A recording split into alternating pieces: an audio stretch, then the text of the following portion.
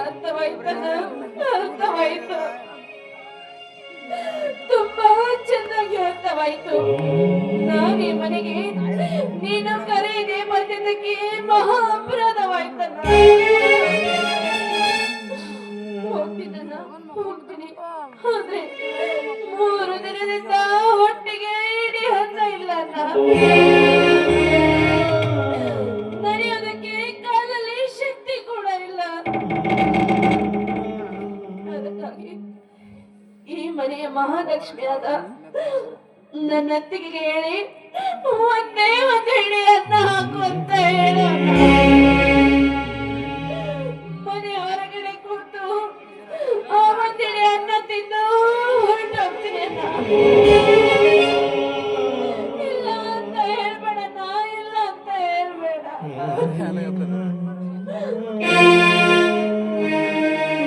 ಏನಂದೆ? ಒಂದು ಹಿಡಿ ಅನ್ನ ಹಾಕಬೇಕ? ಮಾಡಿಕೊಂಡ ಗಂಡನಿಗೆ ಮೋಸ ಮಾಡಿ ಬಂದವಳು ನೀನು. ನಿನ್ನಂಥವಳಿಗೆ ಒಂದು ತುತ್ತು ಅನ್ನ ಕೂಡ ಹಾಕೋದಿಲ್ವೇ?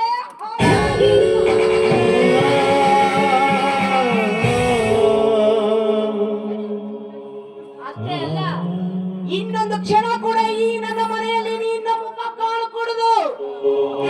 ಯಾವ ಮಿಂಡನನ್ನ ನಂಬಿ ಗಂಡನಿಗೆ ಮೋಸ ಮಾಡಿ ಬಂದಿದೆಯೋ ಯಾರಿಗೊತ್ತು? ನಿನ್ನಂತ ಜಾರ ಪಿಂಡಕ್ಕೆ ನಾನು ಅನ್ನ ಹಾಕ್ಬೇಕೇನೆ?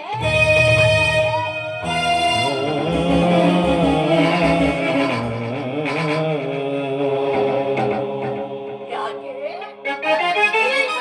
ಯಾಕೆ ನನ್ನ ಹೊಟ್ಟೆ ಒರೆಸ್ತಾ ಇದೀಯ? ಅಲ್ಲೇ ನನ್ನ ಗಂಡನ ಮನೆಯಲ್ಲಿ ಬಿದ್ದು ಸಾಯ್ಬೇಕಾಗಿದೆ. ನೋಡು ಶಶಿಕಲ, ಇನ್ನೊಂದು ಸರಿಯಾದ ಕಾರಣಕ್ಕೂ ಈ ಮನೆ ಹೊಸ್ತಿನ ನಾನೇನು ತಿಳಿಸ್ಬಾರ್ದು.